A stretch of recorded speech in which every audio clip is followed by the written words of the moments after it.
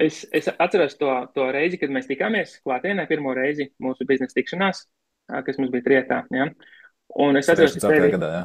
jā, tas bija rīktīgi sen atpakaļ. Un es vienkārši atceros to brīdi, kad mēs sākam runāt, un no tevis starot tas sazemējums, tas miers, tā mierīgā elpa, tā pārliecība. Un nedaudz vēlāk arī, nu, es saprotu, jā, bet tieši tas ir tas, ko tu arī dari lielā daļā. Strādā ar elpošanu, ar sevi un beigās arī ar finansēm. Un, labi, es par tevi daudz varētu stāstīt, cik tas foršs un iedvesmo citus, bet es tev varu palūgt, varbūt saviem vārdiem pastāstīt, kas ir īsti tas, ko tu dari. Un jā, tā kā, kā padalies. Tādā vienā vārdā, laikam, labi, tur sanāks trijos iespējams. Es esmu apzinātības mentors. Apzinātības mentors ar nišu finanses, personīgās finanses un uzņēmējdarbības finanses, caur kuru palīdzu cilvēkiem kārtot gan savas finanses, gan kārtot īstenībā vai beigās sevi, jo finanses tikai viena no mūsu dzīves jomām. Mans tas backgrounds ir 14 gadus nostrādāju nekustamā īpašuma nozarē, un tad pēc tiem 14 gadiem sapratu, ka enough is enough un kaut kas ir gribās mainīt, jo es strādāju algotu darbu. Un tas backgrounds man ir, finanšu backgrounds ir tieši nekustamā īpašumi. Es pats pēc izglītības esmu arī grāmatvedis. Tā ir mana vienīgā augstākā pabeigtā izglītība. Man ir bijuši nepabeigts arī kā dizains, cinematogrāfija un arī uzņēmējdarbība. Bet tādā pašā saknē es esmu uzņēmējs. Un palīdz cilvēkiem būt apzinātiem tajā, ko viņi dara uzņēmējdarbībā, personīgajās finansēs, savā dzīvē kopumā. Un man aizraušanās ir finanses, man aizraušanās ir nekustamā īpašuma profesionālā jomā, man aizraušanās ir būt apzinātam šeit un tagad un darīt lietas tās, kuras tiešām piepilda un jēgpilni to darīt. Nu, šādi. Jā, ok. Jā, es par to grāmatvedību nezināju. Tas man tā liekas interesanti. Grāmatvedība. Man tā kā vienmēr ir asociēts vairāk, ka te tā kā dizains kaut kas ļoti estētiski skaists. Tev vienmēr viss ir pārdomāts, laba kamera, skaņa, viss. Un tā kā grāmatvedība nopietni. Es esmu gan loģisks cilvēks, gan arī estēts tajā skaitā. Bet man vienmēr ir saistījuši finanses, un tajā vienā gadā, kad tas bija Covid laiks, pēc tam es viņu iegūtu tikai 20. gadā augstāko izglītību. Es iestājos, gribēju būt finansists. Mans lielākais dzīves mērķis profesionāli būtu bijis finansistam, krūtākajam finansistam un dabūt to foršāko, lielāko grādu. Man liekas, Latvijā viens no, kas ir zināma personība, Kaspars Pēcnieks, investoru klubs, viņš ir dabūjis to, man liekas, viņš dabūja vienkār to grādu. Es pat neatceros, ka viņš ir īstenībā pasaules atzīts certifikāts, kur, nu, ja tev tas ir, tad tu vari runāt par finansēm, pa labi, pa kreisi, no visām aspektiem. Man liekas, tas būtu krūts mērķis, jā. Bet tas bija tāds vairāk tā kā ego manis izvirzīts, priekš kā es īstenībā patiesībā to daru, ko es to darīšu vai beigās, jā. Un tajā gadā, kad es iestājos finansistos, tā grupa nepiepildījās, un tad man teica, hei, bet kur ir grāmatveži, izmācies grāmatvežus, un tad ies tālāk uz finansistiem, jo informācija tāpat pārklājās. Ātri dabūju to grāmatvežu grādu, un tālāk arī tā beigās sapratu to, ka neko neturpināšu, kad nav jēga to darīt, jo tā izpratne, kas man ir un kur patiesībā es gribu virzīties, man jau visam tam pietiek zināšanas un prasmes vairāk nekā dažam labam finansistam. Tā interesanti, kā tev tas ceļš tur gāja. Un tad es domāju tagad par to, ko teici, finanses un apzināta elpošana.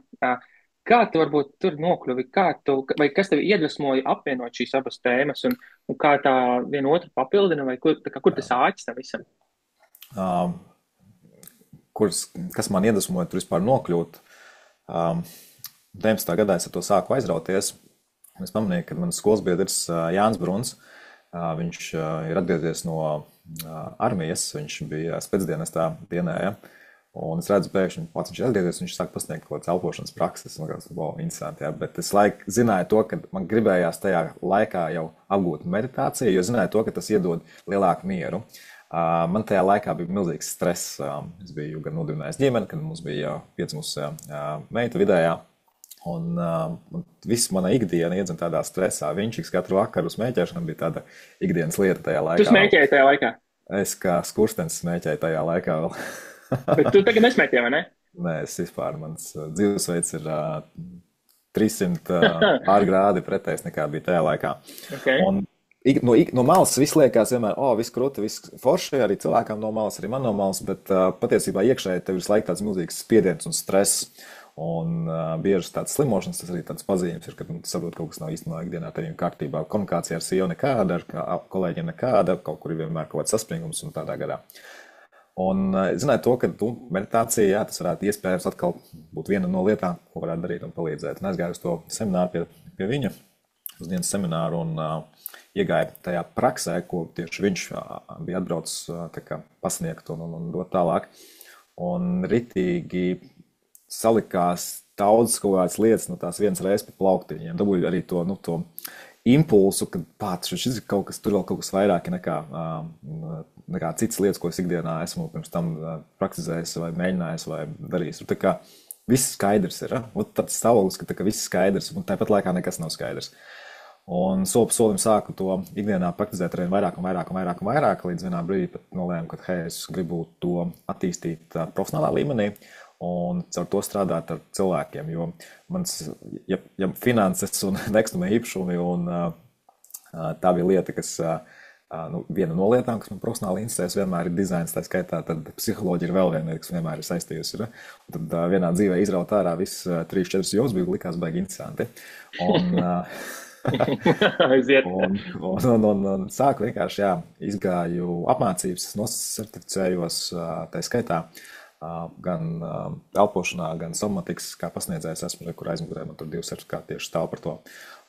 Es laiku attīstu paralēli tās zināšanas. Un kāpēc finanses? Tāpēc, kad savā laikā, kad es vēl biju vēl ritīgi jauns, es joprojām esmu jauns, bet biju vēl jaunāks, es pelnīju daudz naudu. Es no pašām, kopš sāku pabeidzu vidusskolu, jau vidusskolas laikā es pelnīju lielu naudu. Problēma ir tajā, ka es nesapratu, kāpēc viņas nekad nepietiek. Un man nebija neviens, kas šito izskaidro man apkārt, manā vidē, ne radinieki, ne vecāki, ne draugi, ne paziņas, nebija tāda mentora, nebija tāda coacha manā vidē, vismaz noteikti nebija, tas bija vairāk kā 10 gadu atpakaļ, 11 gadu atpakaļ. Un tā naudas nepietiekamība vienmēr radīja beigās kaut kādu spriedzi, un strādājot ar cilvēkiem šobrīd es redzu, cik daudz nauda vispār rada cilvēkiem spriedzi iekšēju, nesaprašanu, nezināšanu, īpaši tagad, kad inflācija uz augšu, kad rēķini pieaug, Un tas, kas man, līdz to tas viss man pietrūka, un saprotot šo lietu, un kā apzinātības prakses, arī tā skaitā elpošana, tev var ielikt pretējā stāvoklī, neatkarīgi no tā, kas tavā dzīvē notiek, tev var ielikt tādā neitrālā miera stāvoklī, pirmām kārtām.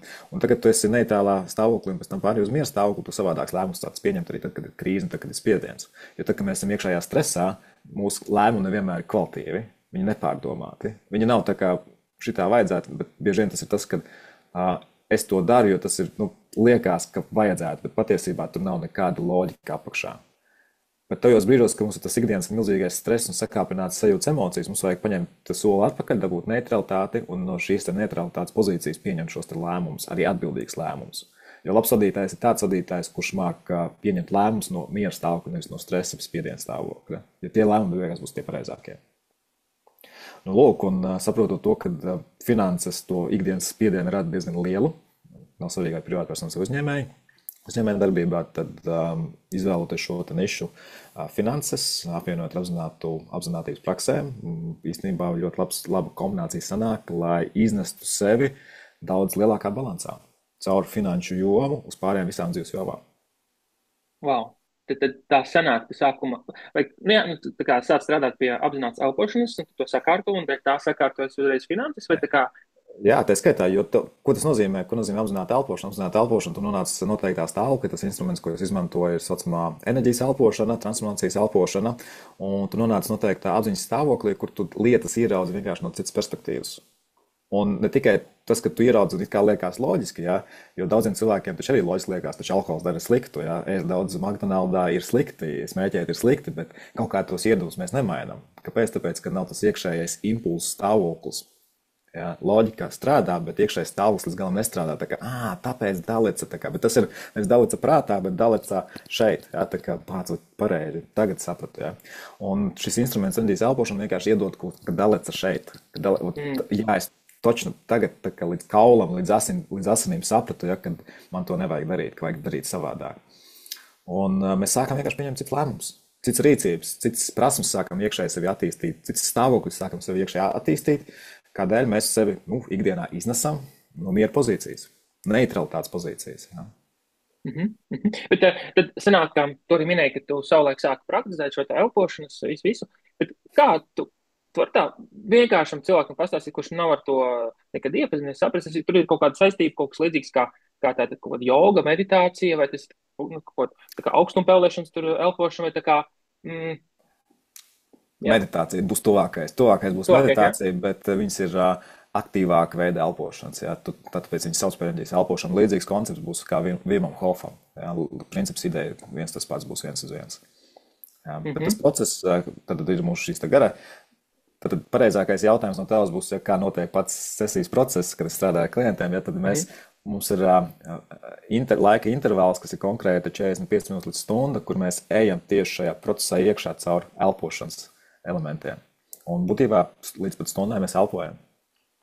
Un tad kas īsti notiek? Tā kā cilvēks tiek tajā stāvoklī, kad viņš paliek mierīgs, vai viņam nāk kaut kādas atklāsmes, vai tas ir jebkas kopā? Viņam nāk, tur var būt jebkas kopā. Tur ir ķermeņa sensācijas, tur iekšējā stāvokļa sensācijas, emocijas, sajūtas nāk ārā cilvēkam.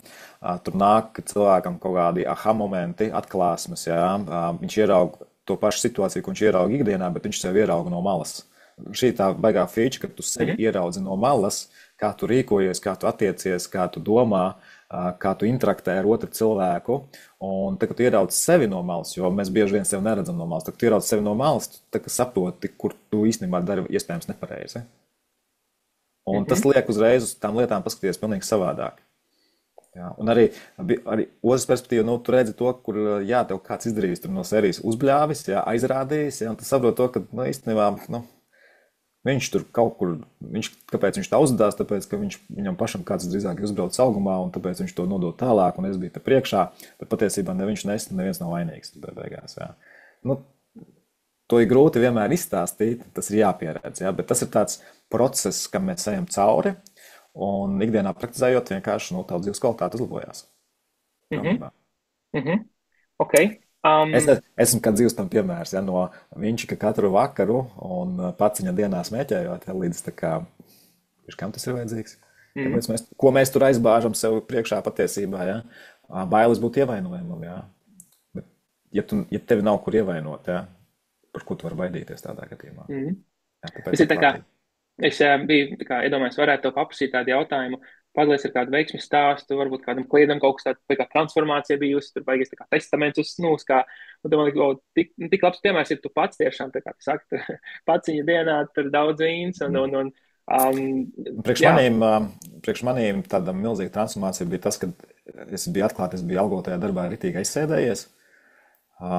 Es darīju, tas, ko es darīju, es biju viens no labākiem noteikti tajā uzņēmumā, bet man nepietika pietiekami daudz drosmes, lai spērtu soli, lai darītu savas lietas, jo es vienmēr gribēju būt uzņēmējs. Bet es tur biju aizsēdies, tāpēc, ka baigais komforts tur bija. Man bija labs algu līmenis, labi bonusi, es varēju darīt to, ko citi dara 8 stundas dienā, es to varēju izdarīt 2 stundās un atlikušo laiku veltīt savām lietām, vajadzībām.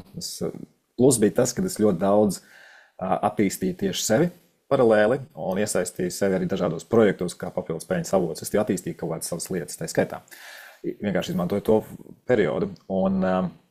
Bet beigās, jā, es atzīstot šodien skatoties, es aizsēdējos. Kāpēc? Tāpēc, ka nebija pietiekami liels drosmes. Un šīs te prakses, šie te risinājumi, šie te rīki, man vienkārši apzinātības rīki man palīdzēja pieņemt šo drosmīgo lēmumu, nomainīt no komforta zonas, iziet pilnīgākā diskomforta zonā. Jā, un skatoties atpakaļ, šis bija labākais lēmums, ko es varēju pieņemt īstenībā.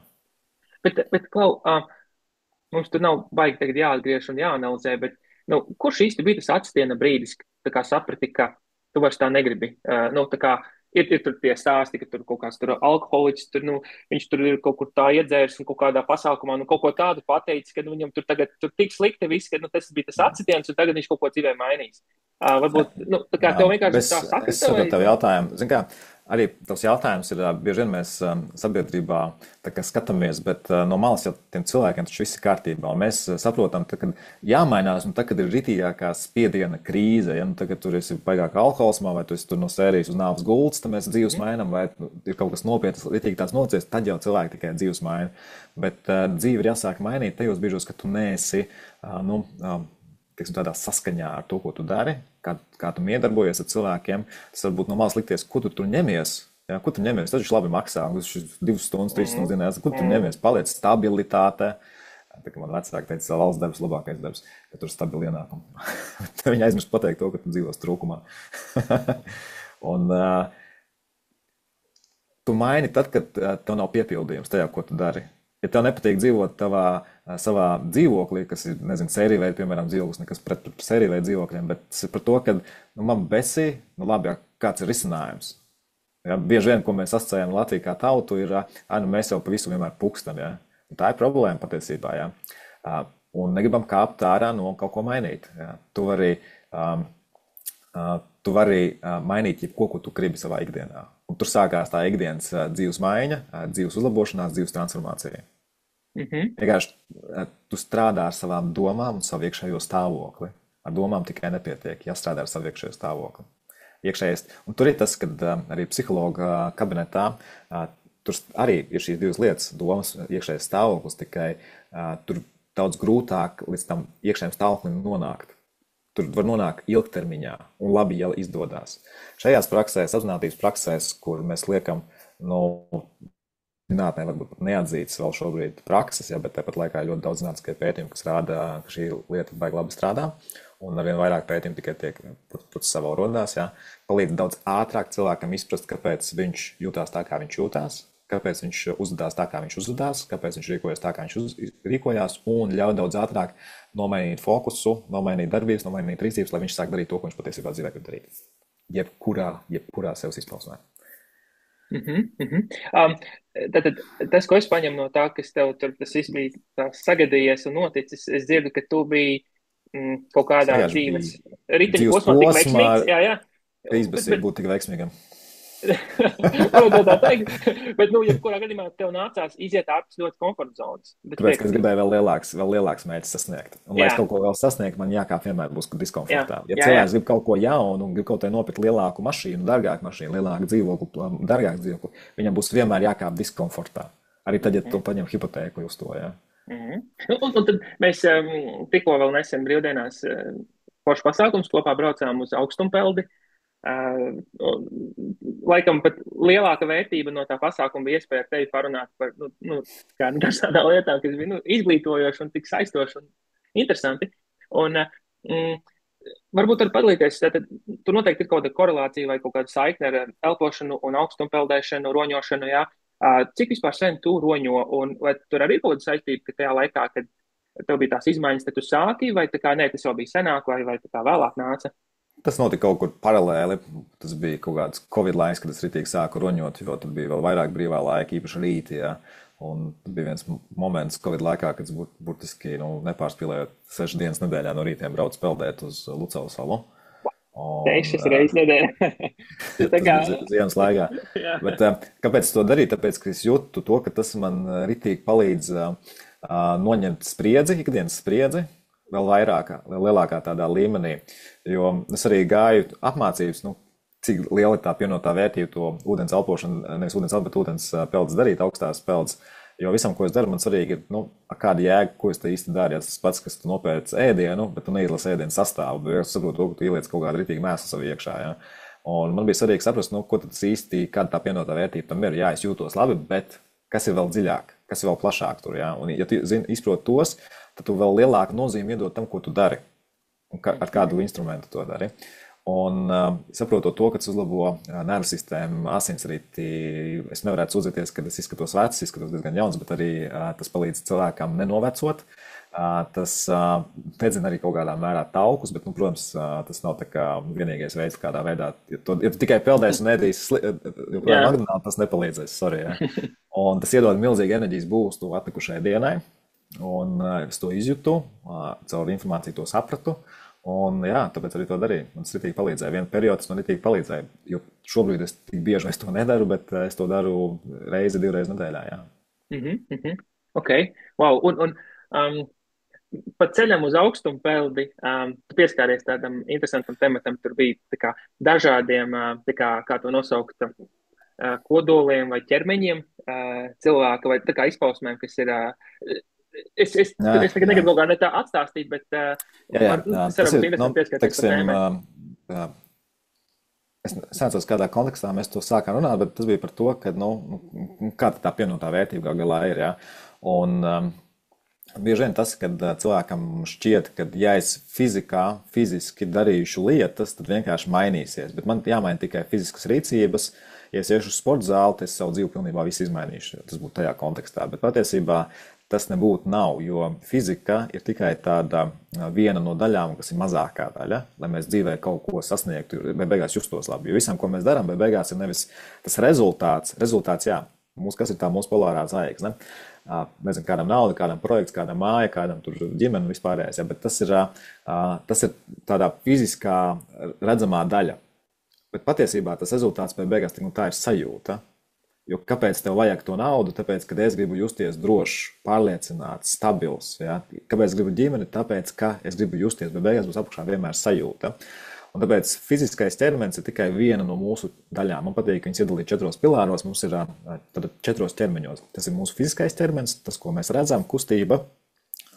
Tas ir otrs ķermenis, mūsu mentālais ķermenis, ko mēs attīstam, jo augstais ūdens palīdz visu to attīstīt arī. Jo tad, kad es eju augstajā ūdenī iekšā, nav tā, ka es vienkārši ieju, apsēžos un iznāk ārā. Ja? Tur sākās ķermeniski procesi mums. Sāk palikt augsts. Augstums bieži vien ir par bailēm, par nedrošību, par nepārliecinātību. Ja? Un caur to augsto ūdeni tu mācies regulēt to. Tas nozīmē, es strādāju ar savu iekšējo stāvokli. Tad pirmkārt es strādāju ar savām domām, jo man ar savām domām jādabū sev iekšā, jāieliet tajā ūdenī iekšā. Tas ir otrs mūsu ķermenis, tad fiziskais, mentālais ķermenis. Trešais ir mūsu emocionālais ķermenis. Tad sajūtas, emocijas, jo man nāk ārā emocijas un sajūtas pats man normāli augsts ir, man besī ārā tas, jā, tas ir sajūtas un emocijas, tad miksējās kopā. Citam tas būs vēl dziļākos līmeņos tas viss, jā, un tad man jāmāk to pārvaldīt, man jāmāk to sazemēt tajā ūdenī ir arī, jā, kad es caur elpošanu, garām ieelpām, dziļām izelpām, garām ieelpām un izelpām, es to varu sākt pārvaldīt, es to varu izrādāt sākt kontrolēt arī, es varu noteikt kādā veidā un cik ilgi es tur sēdēšu tajā ūdenī. Un ceturtais ir mūsu garīgais ķermenis, tam nav nekāda saistība ar reliģiju, tas ir mūsu iekšējais stāvoklis, ir attieksme, ko es domāju, uzskatu par dzīvi kopumā. Ja? Man bieži vien saka, man nepatīk augstais ūdens, vai man vispār nepatīk ūdens, vai man ir bailes no ūdens, ja? Īpaši tur no atvērtām ūdens tilpnēm. Ja? Bet tas ir par to, ka tas rada kaut kādu sajūtu, emociju, un beigās tas var pie tā, ko tu uzskati, domā par dzīvi kopumā, kādos niansētos jautājumos, nogriežņos un tādā garā. Tas laikam tāds smalkākais ķermenis, pilnīgi, tas ir tāds... Ir vēl. Okay. Sākumā pietiks ar 4. Okay. Un redzi, un tā apzinātība tajā mācēt attīstīt visus šos 4 pilārus.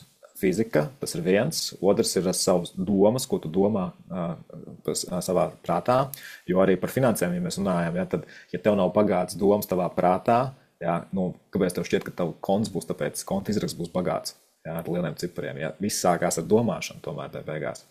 Tad mums ir mūsu emocionālais ķermenis, ja, kas ir mūsu sajūtas, emocijas, kas mums rāda to, ko mēs darām, to, ko mēs domājam arī. Plēlam no sajūtām, emocijām īstenībā rodās mūsu domas, rodās mūsu rīcība un rezultāts. Un ceturtais ir mūsu attieksme par lietām, jautājumiem, notikumiem mūsu dzīvē. Un ja tev kaut kas, mans gadījums, ja man sāka spiest mans algotais, komfortablais, foršais darbs, kas man ritīgi patika, bet ne pa 100%, bet pa 80%, spieda tie 20%, ok, bet es gribu, lai man nespiež nekas, un es gribu pa 110%, lai man patīk tas, kas man patīk. Tad es strādāju ar savu attieksmes stāvokli, lai es mainītos un darītu kaut ko, kur es izēju nevis paliek 80%, bet izēju uz 100%, 110%. Ja. Tas prasa vienmēr laiku, un strādāt gan fiziskajā ķermenī, tas būs mazākais, jo tas būs pats pēdējais, ja, jo fiziskais būs, es verbāli pasaku šefam, kad es eju prom, un tad es uzrakstu atlūgumu. Ja. Tas būs pats pēdējais. Tad pirmais, kas ir jāstrādā savu attieksmi, savām sajūtām, emocijām, ko tagad sēdēšu prom, kā es tagad nodrošināšu savu ģimeni, man taču ir hipotēks, ja jāmaksā rēķini, ja. Tas ir traki, tāpēc labāk palikšu, ja, un šis ir tolki-volki, visās notiek tajā prātā, ja. Un kāds sajūtas emocijas, vēl nevarēšu nomaksāt rēķins, man tas... Kas es pa vīrieti, kurš nevar nomaksāt rēķins, ja? Drošība pazaudē zem kājām. Viss tas lec ārā tajā brīdī. Un tagad šito visu pamani, kas tavā perifērijā, tavā laukā tur notiek, tāds paņem solis atpakaļ, paņem neutralitāti, tas ir sliktākais, bet kas varētu būt labākais no tā visa? Un tagad tu to saliec uz papīra kaut vai, ja? Tad tu saproti, ka lēmums ir tikai viens, ja? Mainīt. Spērt fizikā to soli. Es Es tā komentārs no manas puses par to, ka, nu jā, tā jau ir, ka tu vari strādāt tikai pie tā fizikālā, tur iet uz zāli, kačāties, un tu vari tur izcilu augumu būt, un tā kā no ārienes izskatās, Nu, ka viss arī ir, tā kačāšanās mainīs jā, nedaudz to domu attieksmi, jo tad, jā. kad tu kačāsies, tev būs labāka ķermeniskā sajūta, un tad, kad tev ir labāka ķermeniskā sajūta, tev pašpārliecinātība nedaudz pacelsies. Tātad uz zāli ir jāiet, jākačājās, un pēc tā arī Absolūti, jā. kačājās pārējais. Bet tas nav viens, jā, ar to Tas nav nepietiks. viens. Ar to vien nepietiks, jā. Nu, Mēs kā, tādā ziņā, jā. mēs kā ķermenis esam ļoti komplekss kompleks risinājums, jā, situācija, jeb tas, kas mēs te esam, jā. Tas ir daudz kompleksāks un baigi interesanti ar to strādāt, tad, kad tu izproti likumsakarības starp dažādiem šiem 4 pilāriem. Ja, un, un tad tev ir daudz vieglāk saprast, kādā veidā tam cilvēkam arī palīdzēt, un pirmkārt palīdzēt pats sev. Jo kā tu vari palīdzēt citiem, ja tu neesi palīdzējis pats sev? Pilnīgi zūmu izsiti ārā man šo te fokusu ar savu spēcīgo domu. Bet jā, nu tādā ziņā, ka varbūt cilvēks no ārienes tā fasāde ļoti tāda jaudīga, bet viņš varbūt tiešām iekšā, nu, tā kā jūtas ļoti traki un grūti. Jā, Un, tā ir bieži. jā, nu, visādi, jā. Manā praksē ļoti bieži, ja no ārpuses tiešām daudziem cilvēkiem pateiks, un tad taču viss kārtībā ir, ja pāriem arī par uzņēmējiem, biznesmeņiem, ja taču viss kārtībā, tad noteikti viss tur foršiet, viss rulē, ja dzīve rulē, ģimene rulē, ja, bet iekšēji vienkārši cilvēks ir sagrauts, ja, uz izdegšanas robežas vai jau izdedzis uz depresijas robežas vai jau depresijā, un patiesībā mēs tik maz zinām viens par otru beigās, un mums arī sabiedrībā pieņemts nesūdzēties, tik dziļos līmeņos, kā es patiesībā jūtos, jo, nu, kas par vīrieti, ja tu sūdzies, es par vīriešu jautājumu, ja, vīrieši var justies ievainojami, ja es atklāšos, tas būšu ievainojams, bet patiesībā tur ir milzīgs spēks apakšā, būt patiesam, būt atklātam, jo tad mēs esam neievainojami, tad mēs varam izdarīt daudz reiz vairāk. Šī bija tā ļoti spēcīgi teikts, jā, ka tā kā vīrietim liekas, ka tā ievainojamība ir tas, kas viņu padara nevīrišķīgu, bet īstenībā, patiesībā ja ir tu otrādi. atzīsti to, ka tu esi ievainojams, tas tevi padara neievainojumu. Jā, un kļūdīties ir mega liela vērtība, ja mēs kļūdamies, mēs augam. Ja mēs vispār nekļūdamies dzīvē, ikdienā, mēs stāvam uz vietas patiesībā. Tāpēc mums jāmācās kļūdīties, un mums ir audzināšanā pieņemts, ka mēs nedrīkstam kļūdīties. Tas iedod mums to, ka mēs arī kā pieauguši cilvēki beigās neļaujam sev kļūdīties, jo tad tiks pārmests. Ok, labi. Tātad, pieņemsim, cilvēks ir iestrēdzis vai nu finansiāli vai personiski ir kaut kāda situācija dzīvē, ja? Es saprotu, labākais jau, protams, ir, kur uzrunāt tevi, un, lai gan tu jau minēji, ka tev pieraksts ir pilns, tagad tikai kaut kas varbūt tā kā vērās vaļā uz jauno gadu, bet nu, labi, tā kā, nu, var mēģināt tevi uzrunāt, vai ne, un tad, attiecīgi, ar tevi var pastrādāt, un tas ir, laikam, 1:1 formāts tomēr, un tas ir tas, kas to var kārtot. Bet, nu, pieņemsim, ka, nu, nav tur pat tā resursa tevi uzrunāt, vai nav nemaz finanses tevi uzrunāt, jo tu tomēr maksā kaut kādu naudu, vai ne? Kādi varbūt būtu tavi ņindzes padomi vienkāršam cilvēkam, kur, nu, tā kā, ar ko var varbūt jebkurš sākt, lai varbūt kaut kā iekustinātu to? Nu, varbūt tev nāk prātā kaut kas. YouTube ir pilns ar dažādiem materiāliem, ar meditācijām, ar praksēm, kur var ar kaut ko sākt. Es pats sāku. Man bija katru dienu no rīta un vakarā, kad arī apvienot ar augstumpildēm. Pirmkārt, no augstumpildes bez maksas. Jā, dari to. Un tagad ir tā kultūra tik tālu attīstījusies, kas ir ritīgi labs. Īstenībā šis ir ļoti labs vibes un trends mūsu sabiedrībā. Jā.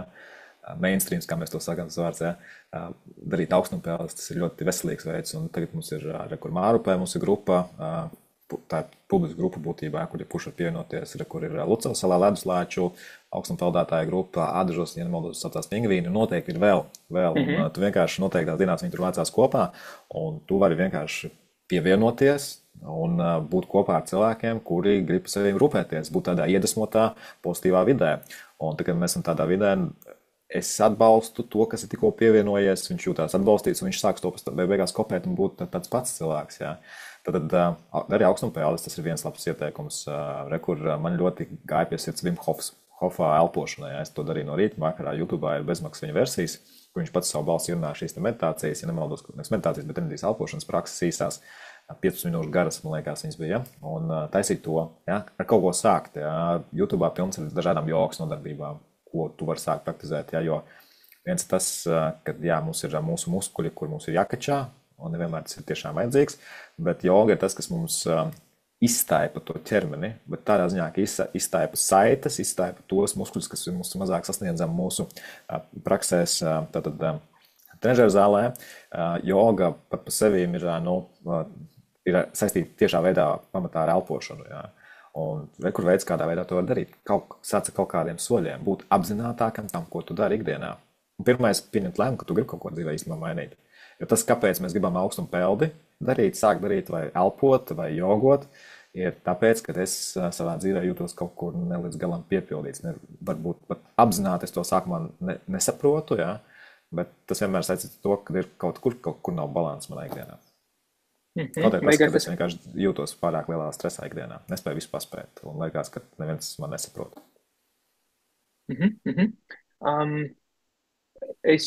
Tas, ko lielākoties es dzirdēju, būtībā jā, var pats iet bez maksas, kur augstumpeldes, tas ir tūmā tikai ūdens jātur, vai ne? Jā. Ja varbūt ir kāds, kurš galvā par šo domā, bet līdz galam tomēr nevar saņemties. Tā kā, vai tev ir varbūt kāds ieteikums vai iedvesmas vārdi tādam cilvēkam, tā kā, ka, nezinu, nav jau tik augsti, nav jau tik traki, cilvēks ir daudz, tur ķermenis ir daudz vairāk, viss ir galvā. Tā kā, kas būtu tavs darbs? Viss ir vienmēr galvā. Jāatrod vienmēr ir motivācija, kāpēc tu gribi kaut ko darīt. Jo visam, ko mēs darām, ir beigās mērķis, kāpēc mēs to gribam darīt. Jā. Bieži vien cilvēki nāk pie manas finansēm, es gribu tur sakārtot finanses. Jā, kāpēc tu to gribi? Vienkārši gribās sakārt, jā, bet kāds ir tavs mērķis tavās finanses, ko tu gribi patiesībā? Es gribu pelnīt 2 reizes vairāk, 3 reizes vairāk, es gribu veikt uzkrājumus, investīcijas, un lai pēc būtu tajā līmenī, kur es varu atļauties, kad brauc ceļojumā, nopirkt arī visai savai ģimenei, radiniekiem biļetes uz konkrētu gala mērķi, jā, un man tas nāk tā kā viegli, jā. Jo man patīk tā sajūta, ka es varu parūpēties par saviem ģimenes locekļiem. Ok, that's cool. Tas ir labs mērķis arī, viens no, jā. Vienkārši cilvēki, kuri nevar sev piespiest, viņiem beigās nav mērķu. Nav motivācijas. Jā. Problēma ir zinātne tikus tik tālu arī, kad viņi izpētījuši, kad motivācija, vislabākā motivācija rodās, kad ir vislielākais spiediens ikdienā, vislielākais stress vai bailes. Jā. Spiediens, stress bieži vien saistīts ar bailēm. Ir. Un tad rodās lielākā motivācija. Tad, jebkurā gadījumā, vienā brīdī spiediens tajā ikdienā tam cilvēkam būs tik liels, kad viņš sāks kaut ko mainīt. Vienkārši nav veselīgi līdz tam spiedienam iedzīvoties. Veselīgāk ir laikus to pašam pamanīt. Jā, man ir problēma motivācija, es sāku meklēt atbalstu, es sāku par to arī maksāt, jo tas vienkārši finansiāli ilgtermiņā ir izdevīgāk nekā iesēdēties līdz tam spiedienam. Jā, manā laikā man bija problēmas toreiz ar coachiem, mentoriem, tas vēl nebija tik plaši izplatīts, tas bija vairāk kā 10 gadu atpakaļ. Tas bija kaut kāds nesaprotam lieta arī priekš maniem, priekš kaut kas tam līdzīgs ir vajadzīgs, un savu ikdienu es vairs nevaru iedomāties, kas vēl var būt labāks, ja tu kādam var samaksāt, kurš tev ātri ieliek pareizā stāvoklī, un tev nav jāčakarējās gadiem, lai to pašam sasniegtu. Tu līdzīgi tāpat kā coachingā. Protams. Jā. Tur matemātiski tas ir izdevīgi to darīt, jo matemātikā to izdevīgi darīt. Jā. Tāpēc mans ieteikums pamanīt to savu iekšējo stāvokli šobrīd, ja motivācija nav tagad jau ir problēma, neiedzīvoties līdz tam, kad bailes izspiedīs ārā, ka kaut kas jāmaina. Ja tas Super. Ir daudz stāvoklis, jā. Kristap, lielais tev paldies par šo dāvanu. Ar tevi vienmēr ir tā vērtīgi parunāt, un tu vienmēr iedod tādas foršas tos gan padomus, gan gudrības, un tik daudz, kam pats gājis cauri. Tā kā, lai tev veicās. Paldies. Un esam tepat sakaros tad. Esam uz kontaktiem noteikti. Labi, tā. Čau.